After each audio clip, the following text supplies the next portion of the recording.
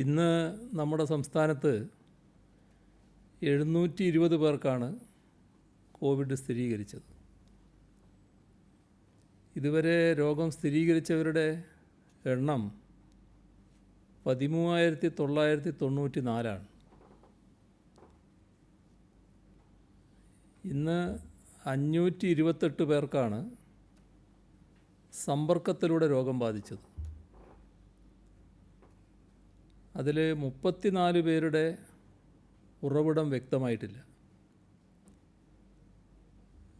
വിദേശത്ത് നിന്ന് 82 പേർ, മറ്റ് സംസ്ഥാനങ്ങളിൽ നിന്ന് വന്ന 54 പേർ, health വർക്കർമാർ 17, DSC 29, ITBP 4, KLF 1, KSC 4. ഇന്നൊരു മരണമാണ് റിപ്പോർട്ട് ചെയ്തത്. തിരുവനന്തപുരം ജില്ലയിലെ പുല്ലുവിളിയിൽ 72 വയസ്സുള്ള വിക്ടോറിയയാണ് മരിച്ചത്. വാർദ്ധക്യ സഹജങ്ങളായ അസുഖവും ഉണ്ടായിരുന്നു. അവരുടെ നിര്യാണത്തിൽ അനുശോചനം രേഖപ്പെടുത്തുന്നു. ഇന്ന് രോഗമുക്തി നേടിയത് 274 പേരാണ്. പോസിറ്റീവായവരുടെ ജില്ല തിരിച്ചുള്ള കണക്ക് തിരുവനന്തപുരം 151, കൊല്ലം 85, എറണാകുളം 80, മലപ്പുറം 61, കണ്ണൂർ 57, പാലക്കാട് 46, ആലപ്പുഴ 46, കാസർഗോഡ് 40, പത്തനംതിട്ട 40, കോഴിക്കോട് 39, കോട്ടയം 39, തൃശ്ശൂർ 19, വയനാട് 17.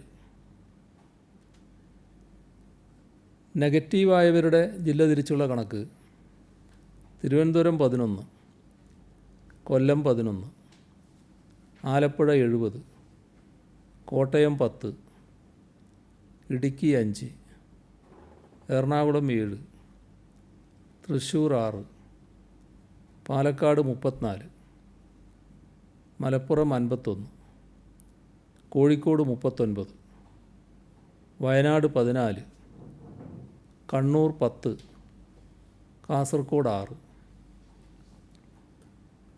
കഴിഞ്ഞ 24 മണിക്കൂറിനകം 19,524 സാമ്പിളുകൾ പരിശോധിച്ചു. 1,62,444 പേരാണ് നിരീക്ഷണത്തിലുള്ളത്. 8,277 പേർ ആശുപത്രികളിൽ. 984 പേരെയാണ് ഇന്ന് ആശുപത്രിയിൽ പ്രവേശിപ്പിച്ചത്. ഇപ്പോൾ ചികിത്സയിലുള്ളവർ 8,056. ഇതുവരെ ആകെ 3,08,348 സാമ്പിളുകളാണ് പരിശോധനയ്ക്കായി അയച്ചത്. ഇതിൽ 7,410 സാമ്പിളുകളുടെ ഫലം വരാനുണ്ട്. ഇതുകൂടാതെ സെൻറ്റിനൽ സർവൈലൻസിൻ്റെ ഭാഗമായി മുൻഗണനാ ഗ്രൂപ്പുകളിൽ നിന്ന് 1,09,42 സാമ്പിളുകൾ ശേഖരിച്ചു. അതിൽ 96,544 സാമ്പിളുകൾ നെഗറ്റീവായി. ഹോട്ട്സ്പോട്ടുകളുടെ എണ്ണം 353. സംസ്ഥാനത്ത് കോവിഡ് രോഗബാധിതരുടെ എണ്ണം കൂടുന്ന സാഹചര്യത്തിൽ ചികിത്സാ സൗകര്യങ്ങൾ ആവശ്യത്തിനുണ്ടോ എന്ന് പലരും ഉത്കണ്ഠപ്പെടുന്നുണ്ട്. നിലവിൽ അത്തരം ആശങ്കകൾ ആർക്കും ഉണ്ടാകേണ്ടതില്ല. തദ്ദേശഭരണ സ്ഥാപനങ്ങളുടെ കീഴിൽ കോവിഡ് ഫസ്റ്റ് ലൈൻ ട്രീറ്റ്മെൻറ്റ് സെൻ്ററുകളുടെ സജ്ജീകരണം ദ്രുതഗതിയിൽ പുരോഗമിക്കുകയാണ്. കോവിഡ് ടെസ്റ്റ് റിസൾട്ട് പോസിറ്റീവായ കേസുകളിൽ പ്രകടമായി രോഗലക്ഷണമില്ലാത്തവരെയും നേരിയ രോഗലക്ഷണങ്ങൾ ഉള്ളവരെയുമാണ് ഈ CFLTCകളിൽ കിടത്തി ചികിത്സിക്കുന്നത്. ജൂലൈ 19 വരെയുള്ള കണക്കുകൾ പ്രകാരം സംസ്ഥാനത്തൊട്ടാകെ 187 CFLTCകളിലായി 20,404 ബെഡുകൾ തയ്യാറായിട്ടുണ്ട്. 305 ഡോക്ടർമാരെയും 572 നഴ്സുമാരെയും 62 ഫാർമസിസ്റ്റുകളെയും 27 ലാബ് ടെക്നീഷ്യന്മാരെയും ജൂലൈ 19 CFLTCകളുടെ പ്രവർത്തന ചുമതലക്കായി ഏർപ്പെടുത്തിയിട്ടുണ്ട്. 742 CFLTCകളാണ് ജൂലൈ 23 തയ്യാറാകുമെന്ന് പ്രതീക്ഷിക്കുന്നത്. അതോടെ ബെഡുകളുടെ എണ്ണം 69,215 ഉയരും. എല്ലാ CFLTCകളിലും രാവിലെ മുതൽ വൈകുന്നേരം വരെ OP നടത്തുവാനുള്ള സൗകര്യവും ടെലിമെഡിസിൻ ആവശ്യമായ ലാൻഡ് ലൈനും ഇൻ്റർനെറ്റ് സൗകര്യങ്ങളും ഉണ്ടായിരിക്കും. ഓരോ CFLTCക്കും ആംബുലൻസ് സൗകര്യം ഏർപ്പെടുത്തും. ഐസൊലേഷനിലുള്ളവർക്ക് ബാത്റൂമോട് കൂടിയ പ്രത്യേക മുറികൾ ലഭിക്കും. വെള്ളവും വൈദ്യുതിയും മുടങ്ങാതെ ലഭ്യമാകാനും ഭക്ഷണം എത്തിക്കാനും വേണ്ട ക്രമീകരണങ്ങൾ ഉറപ്പുവരുത്തുന്നതായിരിക്കും. ഫ്രണ്ട് ഓഫീസ്, ഡോക്ടർമാരുടെ consulting room, nursing station, pharmacy, store, observation room തുടങ്ങിയ സൗകര്യങ്ങളും എല്ലാ CFLTCകളിലും ഉണ്ടായിരിക്കും. മാലിന്യങ്ങൾ ശാസ്ത്രീയമായി സംസ്കരിക്കാൻ വേണ്ട സംവിധാനങ്ങളും ഏർപ്പാടാക്കും. ഇവിടങ്ങളിൽ സെമി പെർമനൻ്റ് ടോയ്ലറ്റുകൾ ഏർപ്പെടുത്തും. ആൻറ്റിജൻ ടെസ്റ്റ് പോസിറ്റീവായവരിൽ രോഗലക്ഷണങ്ങളില്ലാത്തവരെയും നിലവിലെ സാഹചര്യത്തിൽ കോവിഡ് ഫസ്റ്റ് ലൈൻ ട്രീറ്റ്മെൻറ്റ് സെൻ്ററുകളിലേക്ക് കൊണ്ടുപോകേണ്ടി വരും. രോഗലക്ഷണങ്ങളില്ലാത്തവരിൽ നിന്നും രോഗം പകരാനുള്ള സാധ്യതയുണ്ട്. ഇതുവഴി സമൂഹ വ്യാപനത്തിന് സാധ്യതയുണ്ട്. രോഗലക്ഷണങ്ങളില്ലെങ്കിലും പോസിറ്റീവായവരെ അതുകൊണ്ട് തന്നെ മാറ്റി പാർപ്പിക്കുന്നതാണ് ഉചിതം. അവർ ആരോഗ്യ പ്രവർത്തകരുടെ നിർദ്ദേശങ്ങൾ പാലിച്ച് ഫസ്റ്റ് ലൈൻ ട്രീറ്റ്മെൻറ്റ് സെൻ്ററുകളിലേക്ക് പോകേണ്ടതാണ്. ടെസ്റ്റ് റിസൾട്ട് നെഗറ്റീവാകുന്ന മുറക്ക് സർക്കാർ മാനദണ്ഡപ്രകാരം തിരികെ വീട്ടിലെത്തിക്കും. ടെസ്റ്റിങ്ങിൻ്റെ നില പരിശോധിച്ചാൽ നമ്മൾ തുടങ്ങിയത് ഒറ്റ ടെസ്റ്റിംഗ് സെൻറ്ററിലാണ്. ഇപ്പോൾ സർക്കാർ മേഖലയിൽ 59, സ്വകാര്യ മേഖലയിൽ 51, ഇത്രയും ടെസ്റ്റിംഗ് കേന്ദ്രങ്ങൾ നമുക്കുണ്ട്. ആദ്യം PCR ടെസ്റ്റ് മാത്രമാണ് ഉണ്ടായിരുന്നത്. ഇപ്പോൾ antibody, antigen, Truenat, gene expert, immunoassay, ഇത്രയും ടെസ്റ്റുകളുണ്ട്. ടെസ്റ്റുകളുടെ എണ്ണവും കേന്ദ്രങ്ങളും ഇനിയും വർദ്ധിപ്പിക്കും. സ്വകാര്യ ആശുപത്രി പ്രതിനിധികളുമായി 2 ചർച്ച നടത്തി. കോവിഡ് ചികിത്സാ ഫീസും മറ്റും നിശ്ചയിച്ചിട്ടുണ്ട്. നിരവധി സ്വകാര്യ ആശുപത്രികൾ കോവിഡ് ചികിത്സാ കേന്ദ്രങ്ങൾ ആരംഭിച്ചിട്ടുണ്ട്. 2 സ്വാശ്രയ മെഡിക്കൽ കോളേജുകൾ കണ്ണൂരും വയനാട്ടിലും കോവിഡ് ചികിത്സക്ക് മാത്രമായി വിട്ടു നൽകിയിട്ടുമുണ്ട്. കേരളത്തിൻ്റെ കോവിഡ് പ്രതിരോധത്തിലുണ്ടായ പാളിച്ചകളാണ് നിലവിൽ കേസുകളുടെ എണ്ണം കൂടാൻ കാരണമായത് എന്ന തരത്തിലുള്ള പ്രചരണം ചിലർ നടത്തുന്നുണ്ട്. എണ്ണം മനഃപൂർവ്വം കുറച്ച് കാണിക്കുന്നു എന്നതായിരുന്നു ആദ്യത്തെ പരാതി. ഇപ്പോൾ എണ്ണം കൂടുന്നു എന്നായി. ഇങ്ങനെ പരാതി പറഞ്ഞ് നടക്കുന്നവർ യാഥാർത്ഥ്യം എന്താണെന്ന് മനസ്സിലാക്കാൻ തയ്യാറാകുന്നുമില്ല. എത്ര തവണ ആവർത്തിച്ചാലും കേൾക്കാത്ത മട്ടിൽ വീണ്ടും പറഞ്ഞത് തന്നെ പറഞ്ഞുകൊണ്ടേയിരിക്കും. ഉറക്കം നടിക്കുന്നവരെ ഉണർത്താനാവില്ലല്ലോ. നിരവധി പ്രത്യേകതകൾ കാരണം കോവിഡ്-19 മഹാമാരി ഏറ്റവുമധികം പടർന്നു പിടിക്കാൻ സാധ്യതയുള്ള ഒരു പ്രദേശമാണ് കേരളം. ദേശീയ ശരാശരിയുടെ ഇരട്ടിയിലധികമാണ് നമ്മുടെ ജനസാന്ദ്രത. ജനസംഖ്യാനുപാതികമായി നോക്കിയാൽ ഇന്ത്യയിൽ ഏറ്റവുമധികം വയോജനങ്ങളുടെ പ്രദേശമാണ് ഇത്. അത്തരത്തിൽ കോവിഡ് മഹാമാരിക്ക് വലിയ നാശം വിതക്കാൻ കഴിയുന്ന നിരവധി അനുകൂല ഘടകങ്ങളാണ് സംസ്ഥാനത്തുള്ളത്. എന്നാൽ ലോകത്ത് തന്നെ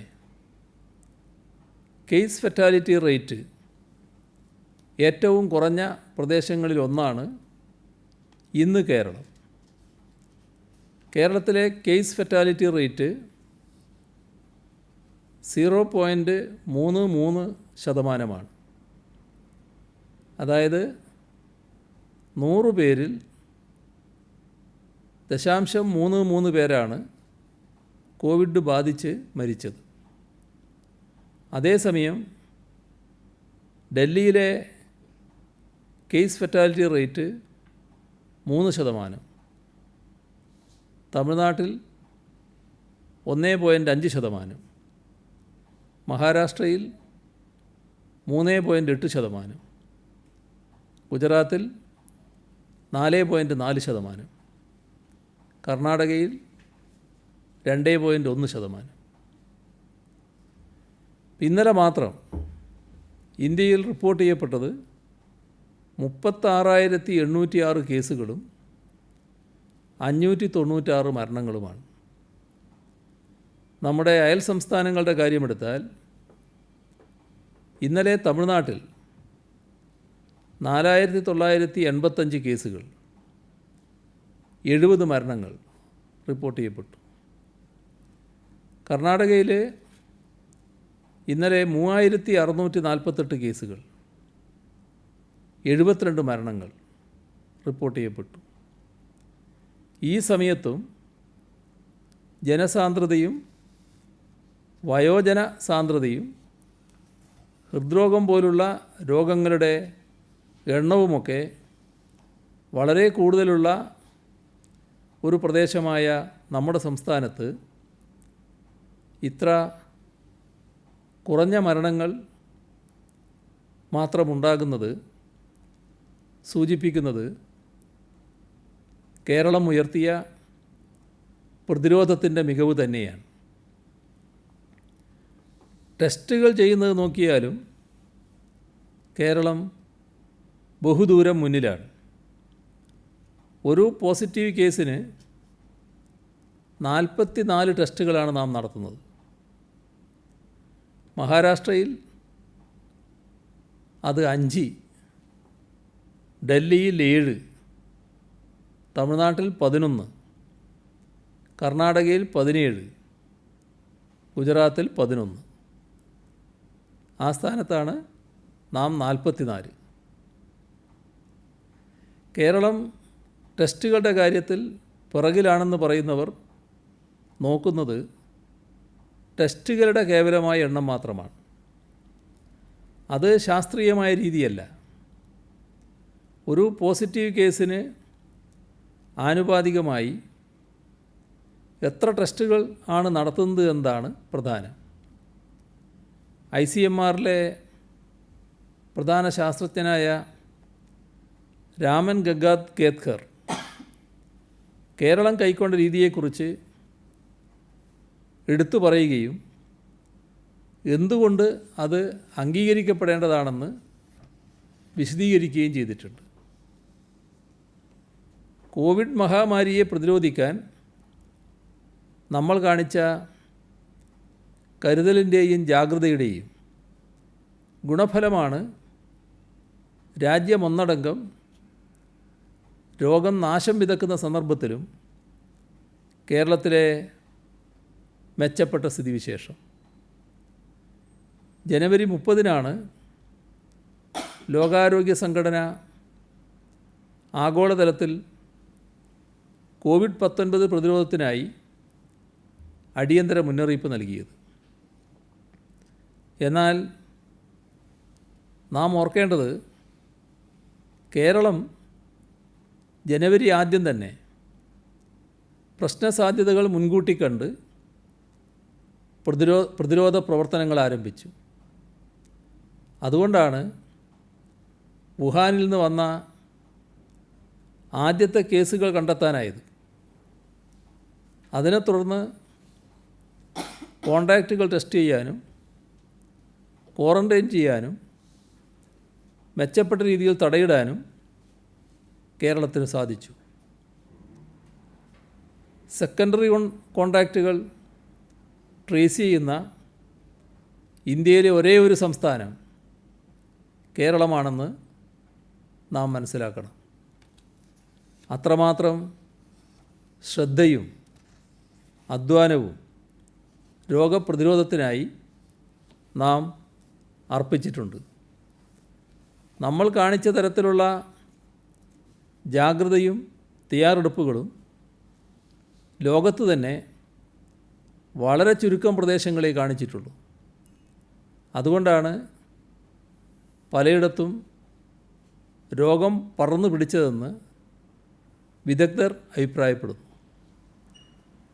സംസ്ഥാനത്തിൻ്റെ പൊതുചിത്രമെടുത്താൽ 101 ആക്റ്റീവ് ക്ലസ്റ്ററുകളാണുള്ളത്. അതിൽ 18 ലാർജ് കമ്മ്യൂണിറ്റി ക്ലസ്റ്ററുകളാണ്. തിരുവനന്തപുരത്ത് ഇന്ന് സ്ഥിരീകരിച്ച 151-ൽ 137 സമ്പർക്കത്തിലൂടെയാണ്. ഉറവിടം അറിയാത്ത 7 പേരുമുണ്ട്.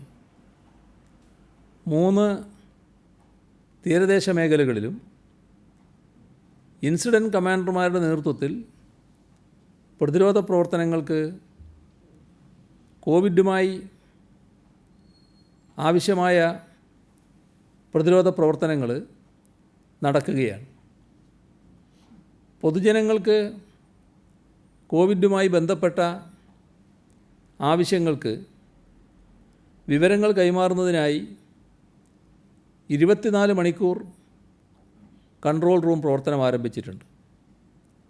കോവിഡിന് പുറമേയുള്ള രോഗങ്ങളുടെ ചികിത്സ പരമാവധി വീടുകളിൽ ലഭ്യമാക്കാൻ ടെലിമെഡിസിൻ സൗകര്യവും ഏർപ്പെടുത്തിയിട്ടുണ്ട്. കൊല്ലം ജില്ലയിൽ 76 പേർക്കാണ് ഇന്ന് സമ്പർക്കത്തിലൂടെ രോഗബാധ. 3 കേന്ദ്രങ്ങളിൽ പ്രാഥമിക ചികിത്സാ കേന്ദ്രങ്ങൾ തുറന്നു. പത്തനംതിട്ട 40-ൽ 20 പേർക്ക് സമ്പർക്കത്തിലൂടെ രോഗബാധ. ജില്ലയിൽ ഇതുവരെ 1010 റാപ്പിഡ് ആൻറ്റിജൻ ടെസ്റ്റ് നടത്തിയതിൽ 76 പേർക്കാണ് രോഗം സ്ഥിരീകരിച്ചത്. നിലവിൽ ജില്ലയിലെ വലിയ ക്ലസ്റ്റർ പത്തനംതിട്ട നഗരസഭയാണ്. ഒപ്പം അടൂർ, തുകലശ്ശേരി എന്നിവിടങ്ങളിൽ ഇൻസ്റ്റിറ്റ്യൂഷണൽ ക്ലസ്റ്ററുമുണ്ട്. കുമ്പഴ മത്സ്യച്ചന്തയിലെ രോഗികളിൽ നിന്നും സമ്പർക്ക പട്ടിക ഉയരുന്നുവെന്നതും ആശങ്കയുണ്ടാക്കുന്നു. ആലപ്പുഴ ജില്ലയിലെ 46-ൽ 30 സമ്പർക്കത്തിലൂടെയാണ് രോഗബാധ. ചേർത്തല താലൂക്കും കായംകുളം മുനിസിപ്പാലിറ്റിയും മറ്റ് 7 തദ്ദേശഭരണ സ്ഥാപനങ്ങളും പൂർണ്ണമായും കണ്ടെയ്ൻമെൻറ്റ് സോണായി പ്രഖ്യാപിച്ചിട്ടുണ്ട്. കോട്ടയം ജില്ലയിലെ 39-ൽ 34 സമ്പർക്കത്തിലൂടെയാണ് രോഗബാധയുണ്ടായത്. ചങ്ങനാശ്ശേരി മാർക്കറ്റ് മേഖലയിലാണ് സമ്പർക്കം മുഖേനയുള്ള രോഗബാധ കൂടുതലായി കണ്ടെത്തിയിട്ടുള്ളത്. നിലവിൽ 16 തദ്ദേശഭരണ സ്ഥാപനങ്ങളിലായി 25 കണ്ടെയ്ൻമെൻറ്റ് സോണുകളാണ് ജില്ലയിലുള്ളത്. എറണാകുളം ജില്ലയിൽ സമ്പർക്കത്തിലൂടെയുള്ള രോഗവ്യാപനം വർദ്ധിക്കുകയാണ്. 80 പേർക്ക് രോഗം സ്ഥിരീകരിച്ചതിൽ 63 പേർക്ക് സമ്പർക്കത്തിലൂടെയാണ് രോഗബാധ. 3 ഹെൽത്ത് വർക്കർമാർ, ഉറവിടമറിയാത്ത 9 പേരുണ്ട്. ആലുവ, ചെല്ലാനം, കീഴ്മാട് എന്നീ ക്ലസ്റ്ററുകളിൽ കേന്ദ്രീകരിച്ചാണ് കൂടുതൽ രോഗവ്യാപനം കണ്ടെത്തിയിട്ടുള്ളത്.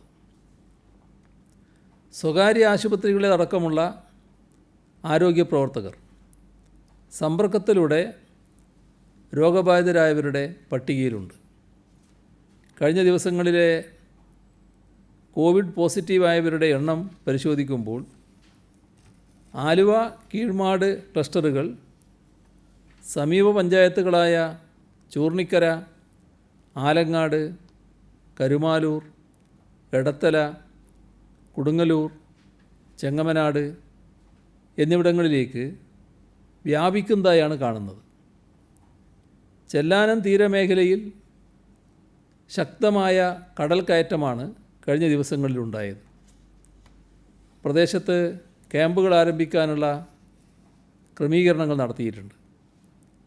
കോവിഡ് മാനദണ്ഡങ്ങൾ പാലിച്ചാണ് ക്യാമ്പുകൾ ആരംഭിക്കുന്നത്. കർശന നിയന്ത്രണങ്ങൾക്ക് വിധേയമായി എറണാകുളം മാർക്കറ്റ് പ്രവർത്തനം ആരംഭിച്ചിട്ടുണ്ട്. ഒരു ദിവസം പകുതി കടകൾ മാത്രമേ തുറക്കാൻ പാടുള്ളൂ. തൃശ്ശൂരിൽ Kainoor BSF camp, Irinjalakuda KSC എന്നിവിടങ്ങളിലെ സമ്പർക്ക വ്യാപനമാണ് ആശങ്ക സൃഷ്ടിക്കുന്നത്. 485 പേരിൽ ഇതുവരെ ആൻറ്റിജൻ പരിശോധന നടത്തി. ഇതിലൊരാൾ മാത്രമാണ് പോസിറ്റീവായത്. പാലക്കാട് ഇന്ന് രോഗം സ്ഥിരീകരിച്ച 46-ൽ 36 സമ്പർക്കത്തിലൂടെയാണ്. പട്ടാമ്പി മത്സ്യമാർക്കറ്റിലെ ഒരു തൊഴിലാളിയിലൂടെ 100ഓളം പേർക്ക് രോഗബാധയുണ്ടായ ആശങ്കപ്പെടേണ്ട സാഹചര്യം കണക്കിലെടുത്ത് പട്ടാമ്പി താലൂക്കിലും ഒറ്റപ്പാലം ബ്ലോക്കിലെ നെല്ലായ ഗ്രാമപഞ്ചായത്തിലും 2 ആഴ്ചത്തേക്ക് ലോക്ക്ഡൗൺ പ്രഖ്യാപിച്ചിട്ടുണ്ട്. ആദ്യ ദിവസം ജൂലൈ 18 525 പേരിൽ പരിശോധന നടത്തിയതിൽ പട്ടാമ്പിയിലും സമീപ പ്രദേശങ്ങളിലുമായി 67 പേർക്ക് രോഗം സ്ഥിരീകരിച്ചിരുന്നു. രണ്ടാം ദിനം ജൂലൈ 19 328 പേരിൽ പരിശോധന നടത്തി. അതിൽ 39 പേർക്ക് രോഗം സ്ഥിരീകരിച്ചു.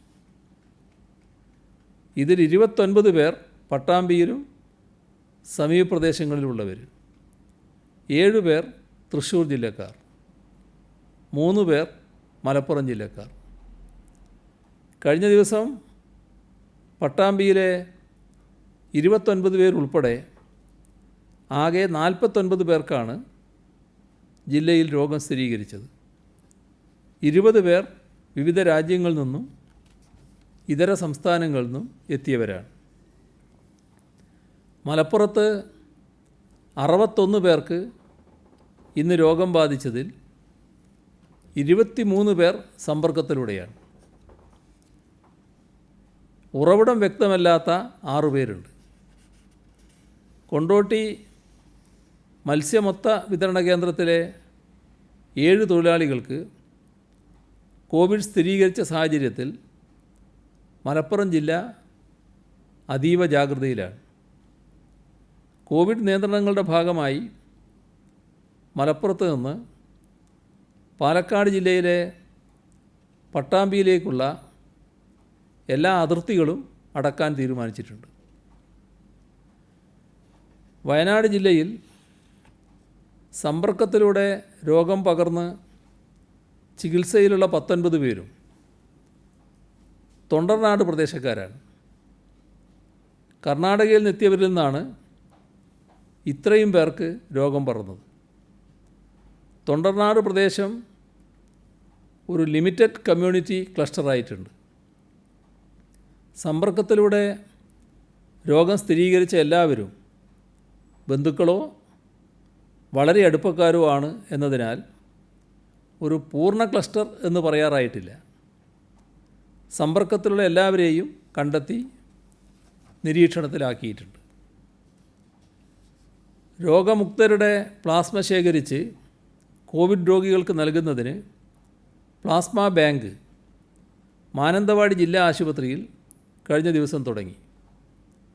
ജില്ലയിൽ ആദ്യമായി കോവിഡ് രോഗമുക്തനായ വ്യക്തിയടക്കം 7 പേർ ആദ്യ ദിവസം തന്നെ പ്ലാസ്മ നൽകുന്നതിനായി എത്തി. കോഴിക്കോട് ഇന്ന് രോഗം സ്ഥിരീകരിച്ച 39-ൽ 29 പേര് സമ്പർക്കത്തിലൂടെയാണ്. ഉറവിടം വ്യക്തമല്ലാത്തത് 4 പേര്. ജില്ലയിൽ എല്ലാ ഹോട്ടലുകളിലും റെസ്റ്റോറൻറ്റുകളിലും ഇരുന്ന് ഭക്ഷണം കഴിക്കുന്നത് നിരോധിച്ചു. പാർസലുകൾ മാത്രമേ അനുവദിക്കുകയുള്ളൂ. കണ്ണൂർ DSC ക്ലസ്റ്ററിൽ 29 പേർക്കാണ് രോഗബാധയുണ്ടായത്. ജില്ലയിൽ ഹോം ക്വാറൻറ്റൈൻ വ്യവസ്ഥകൾ കർശനമായി പാലിക്കുന്നു എന്ന് ഉറപ്പുവരുത്തുന്നതിന് പോലീസിനെ സഹായിക്കാൻ വില്ലേജ് ഓഫീസർമാരുടെ നേതൃത്വത്തിൽ സ്പെഷ്യൽ സ്ക്വാഡിനെ നിയോഗിച്ചു. തദ്ദേശ സ്ഥാപനങ്ങൾ നിശ്ചയിക്കുന്ന 2 സർക്കാർ അധ്യാപകർ, ബന്ധപ്പെട്ട ഹെൽത്ത് ഇൻസ്പെക്ടർ എന്നിവരാണ് ഈ സ്ക്വാഡിൽ ഉണ്ടാവുക. ഹോം ക്വാറൻറ്റൈനിൽ കഴിയുന്നവരെ സന്ദർശിച്ച് ക്വാറൻറ്റീൻ വ്യവസ്ഥകൾ ലംഘിക്കുന്നില്ലെന്ന് ഉറപ്പാക്കുകയും പ്രദേശത്ത് വിവാഹം, മരണാനന്തര ചടങ്ങുകൾ ഇവയെല്ലാം കോവിഡ് പ്രോട്ടോക്കോൾ പാലിച്ചുകൊണ്ടാണ് എന്ന് ഉറപ്പുവരുത്തുകയുമാണ് ഈ സ്പെഷ്യൽ സ്ക്വാഡിൻ്റെ ചുമതല. ഇതിനായി കടകൾ, ഷോപ്പിംഗ് മാളുകൾ, ആരാധനാലയങ്ങൾ ഇവയെല്ലാം സ്പെഷ്യൽ സ്ക്വാഡ് സന്ദർശിച്ച് പരിശോധന നടത്തും. കാസർഗോഡ് ജില്ലയിൽ ഇന്ന് രോഗം സ്ഥിരീകരിച്ച 40 പേരിൽ 35 പേർക്ക് സമ്പർക്കം മൂലമാണ്.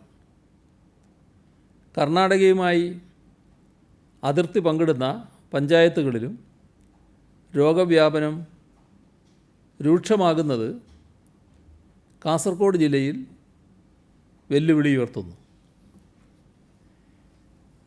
ഇന്ന് ഒരു പ്രചരണം കണ്ടത് മത്സ്യത്തൊഴിലാളികളെ സർക്കാർ പ്രതിക്കൂട്ടിൽ നിർത്തുന്നുവെന്നാണ്.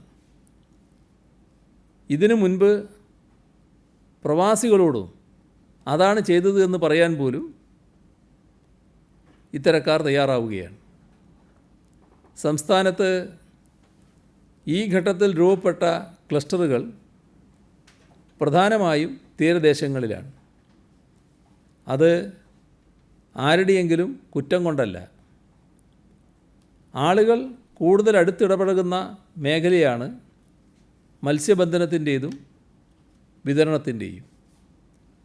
കോവിഡ് ഭീഷണി ഉയർന്ന ഘട്ടത്തിൽ തന്നെ നമ്മളെല്ലാം ആ അപകടം കണ്ടിരുന്നു. അതുകൊണ്ടാണ് തുടക്കത്തിൽ തന്നെ മത്സ്യലേലത്തിന് നിയന്ത്രണം ഏർപ്പെടുത്തിയത്. മത്സ്യബന്ധനം ലക്ഷക്കണക്കിന് ജനങ്ങളുടെ ജീവനോപാധിയാണ്. കടലിനോട് മല്ലടിച്ച് അന്നന്നത്തെ അന്നം കണ്ടെത്തുന്നവരാണ് മത്സ്യത്തൊഴിലാളികൾ. ഒരുപക്ഷെ കോവിഡ് വ്യാപനത്തെ തുടർന്ന് ഏർപ്പെടുത്തിയ ലോക്ക്ഡൗണിൻ്റെ ഏറ്റവും കടുത്ത തിക്തഫലം അനുഭവിക്കുന്ന സമൂഹമാണ് തീരദേശത്തേത്. അവിടെ രോഗവ്യാപനമുണ്ടാകുമ്പോൾ സാധ്യമായ എല്ലാ ഇടപെടലുകളും നടത്തേണ്ടത് സർക്കാരിൻ്റെ അനിവാര്യമായ ചുമതലയാണ്.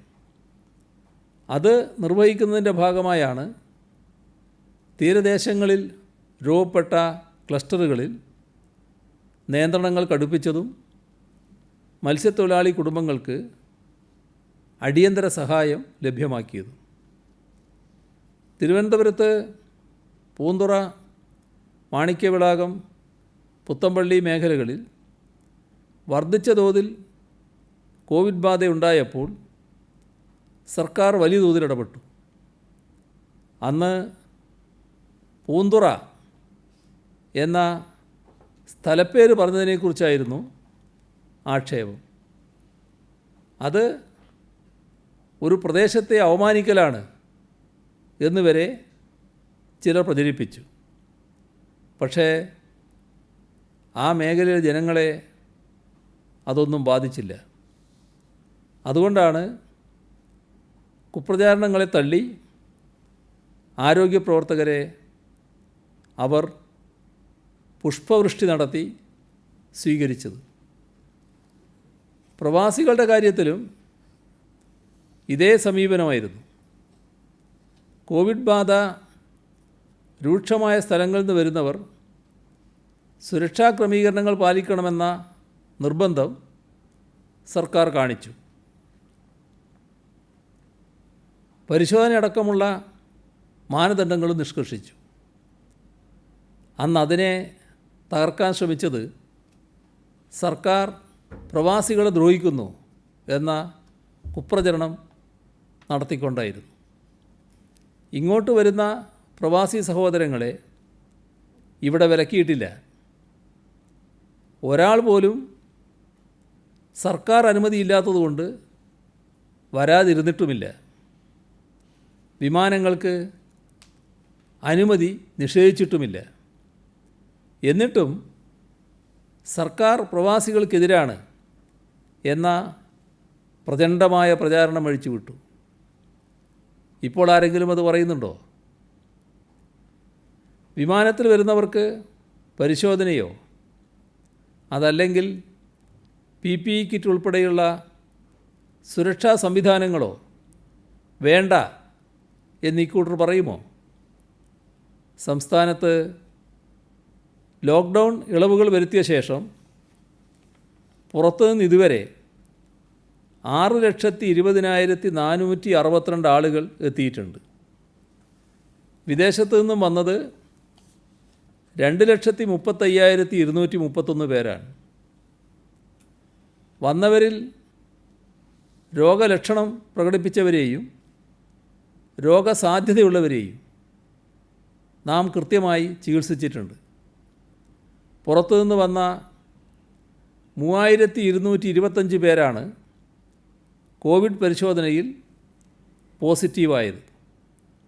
അതിൽ 1,939 പേർ വിദേശത്തു നിന്ന് വന്നവരാണ്. 56 രാജ്യങ്ങളിൽ നിന്നായി 1,351 വിമാനങ്ങളാണ് വന്നത്. സൗദി അറേബ്യയിൽ നിന്ന് വിമാനങ്ങൾ കുറവാണ് എന്ന പരാതി വന്നിരുന്നു. അവിടെ നിന്ന് 34,626 പേരാണ് ഇതുവരെ വന്നത്. രജിസ്റ്റർ ചെയ്ത ആളുകൾ ഇനിയും വരാനുണ്ട്. എന്നാൽ ഇപ്പോൾ വരുന്ന വിമാനങ്ങളിൽ സീറ്റ് മിക്കതും ഒഴിവാണ്. കൂടുതൽ ആളുകൾ വരാൻ താൽപ്പര്യപ്പെടുന്നില്ല. ഇതാണ് റിയാദിലെ എംബസി അധികൃതർ അറിയിച്ചത്. ചാർട്ടേഡ് ഫ്ലൈറ്റുകൾക്ക് വേണ്ടിയുള്ള അപേക്ഷകളും കുറഞ്ഞിട്ടുണ്ട്. നിലവിൽ 46 വിമാനങ്ങൾ സൗദിയിൽ നിന്ന് ചാർട്ടർ ചെയ്തിട്ടുണ്ട്. നമ്മുടെ നാട്ടിൽ ഈ രോഗബാധ പിടിച്ചു നിർത്തണം എന്നതാണ് അന്നും ഇന്നും സർക്കാരിൻ്റെ നിർബന്ധം. അതിനനുഗുണമായ നടപടികൾ മാത്രമേ സ്വീകരിച്ചിട്ടുള്ളൂ. പുറത്തുനിന്ന് വരുന്നവർ നമ്മുടെ ആരോഗ്യ സംവിധാനങ്ങളുടെ പരിധിയിൽ വരണം. അതുകൊണ്ടാണ് പാസ് നിർബന്ധമാക്കിയത്. പാസ്സില്ലാതെ ആളുകൾ വന്നാൽ അവരെവിടെ എത്തിയെന്നോ എവിടെ നിന്നും വന്നുവെന്നോ ഉള്ള ധാരണയില്ലാതെ പോകും. അതിൻ്റെ ഫലം രോഗവ്യാപനം പിടിച്ചു നിർത്താനാവില്ല എന്നത് തന്നെയാണ്. അത് തകർക്കാൻ സംസ്ഥാന അതിർത്തിയിൽ പോയി സമരം നടത്തിയത് ഓർമ്മയില്ലേ? അന്നവർ ചോദിച്ചത് കേരളത്തിലേക്ക് വരാൻ എന്തിനാണ് പാസ് എന്നാണ്. എന്തായിരുന്നു അതിൻ്റെ അർത്ഥം?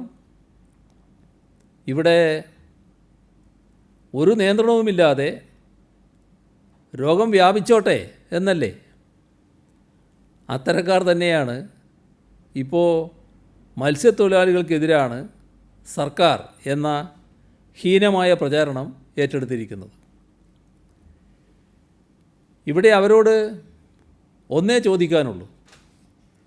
ഈ കോവിഡ് കാലത്ത് നിങ്ങളുടെ ഭാഗത്തു നിന്ന് ക്രിയാത്മകമായ എന്തെങ്കിലും ഒരു നിലപാടുണ്ടായോ?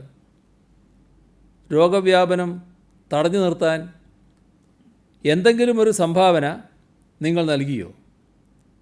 മറിച്ച് രോഗം പടർത്താൻ ബോധപൂർവം നിങ്ങൾ നടത്തിയ അനേകം ശ്രമങ്ങൾ ചൂണ്ടിക്കാണിക്കാൻ കഴിയില്ലേ? കോവിഡ് പ്രോട്ടോക്കോൾ ലംഘിച്ചും സമരം നടത്തും എന്ന് പ്രഖ്യാപിച്ചവർ ഇവിടെ തന്നെ ഇല്ലേ? ആരോടായിരുന്നു വെല്ലുവിളി? ബഹുമാനപ്പെട്ട ഹൈക്കോടതിയോടോ? അതോ ഈ നാട്ടിലെ സാധാരണ ജനങ്ങളോടോ? നിങ്ങൾ കോവിഡ് പ്രോട്ടോക്കോൾ ലംഘിച്ചാൽ ആ അപകടം നിങ്ങൾക്ക് മാത്രമല്ലല്ലോ,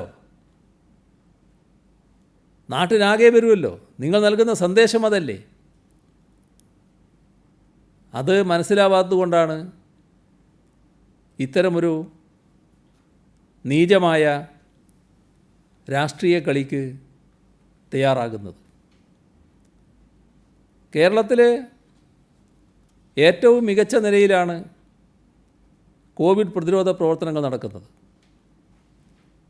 ഈ രോഗബാധ അപകടമാണ് എന്ന് തിരിച്ചറിഞ്ഞ നിമിഷം മുതൽ പ്രതിരോധിക്കാനുള്ള ശ്രമം നാം ആരംഭിച്ചിട്ടുണ്ട്.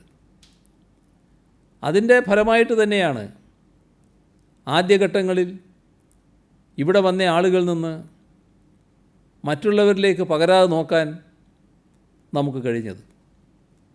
അതാണ് ഇനിയും തുടരേണ്ടത്.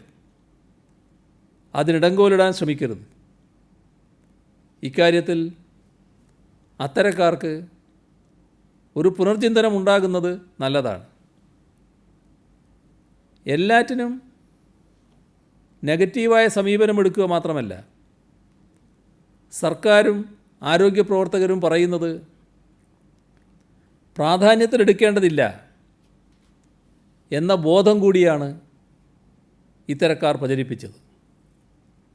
അതിനുത്തരവാദപ്പെട്ട ചിലർ തന്നെ നേതൃത്വം നൽകുന്ന നിർഭാഗ്യകരമായ കാഴ്ചയും നമ്മുടെ നാടിന് കാണേണ്ടി വന്നു. അങ്ങനെ സൃഷ്ടിക്കപ്പെട്ട പൊതുബോധം നമ്മുടെ പ്രതിരോധത്തിന് പ്രതിബന്ധം സൃഷ്ടിച്ചോ എന്നത് അവർ തന്നെ സ്വയം ചിന്തിക്കട്ടെ. സർക്കാരിന് ഇക്കാര്യത്തിൽ ഒറ്റ ലക്ഷ്യമേ ഉള്ളൂ.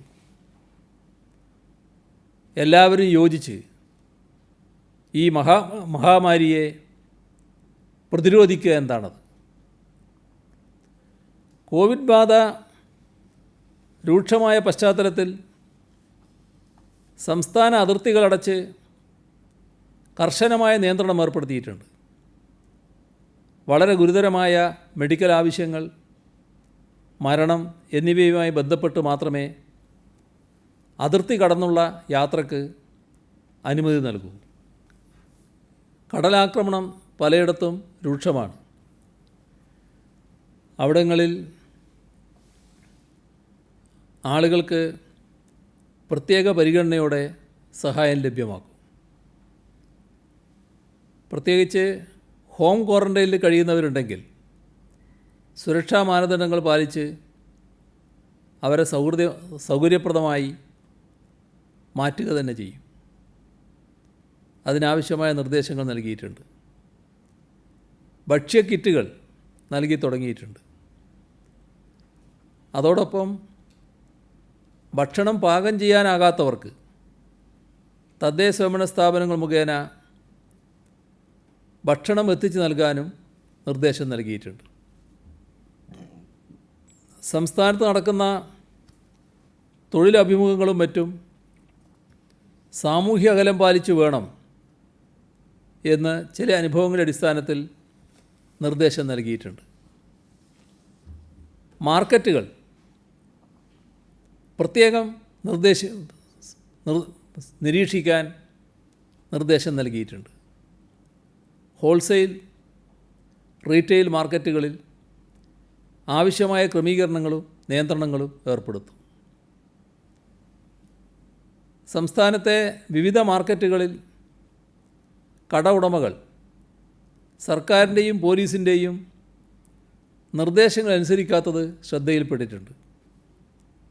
ഇവർക്കെതിരെ ബന്ധപ്പെട്ട തദ്ദേശ സ്വയംഭരണ സ്ഥാപനങ്ങളുടെ സഹായത്തോടെ അറസ്റ്റും പ്രോസിക്യൂഷനും ഉൾപ്പെടെയുള്ള നിയമ നടപടികൾ സ്വീകരിക്കും.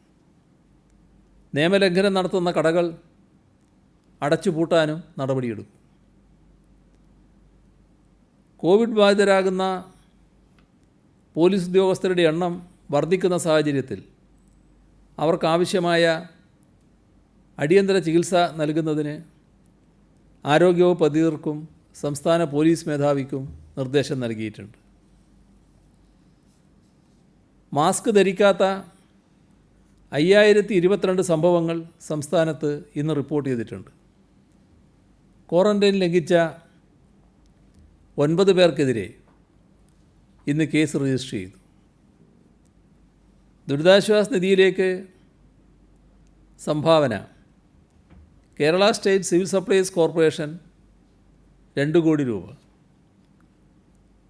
Mango farmers and merchants association Muthalamada Palakkad 3 ലക്ഷം, ഉറകുന്ന് സർവീസ് സഹകരണ ബാങ്ക് തെന്മല 1 ലക്ഷം, AIYF വാഴൂർ മേഖലാ കമ്മിറ്റി പായസമേളയിലൂടെ സമാഹരിച്ച 87,861 രൂപ, DYFI മടത്തുംഭാഗം ലക്ഷം വീട് കൊറോത്ത് യൂണിറ്റുകൾ ബിരിയാണി ചാലഞ്ചിലൂടെ സമാഹരിച്ച 45,107 രൂപ, friends union club Kunnaru biryani fest നടത്തി സമാഹരിച്ച 35,000 രൂപ, പാട്യം ഗോപാലൻ സ്മാരക വായനശാല ഊരാങ്കൂട്ട് തലശ്ശേരി ബിരിയാണി ചാലഞ്ചിലൂടെ സമാഹരിച്ച 35,011 രൂപ, central marine fisheries research institute Kochi 21,677 രൂപ. ഇത്രയും വിവരങ്ങളാണ് ഇന്ന് പങ്കുവെക്കാനുള്ളത്.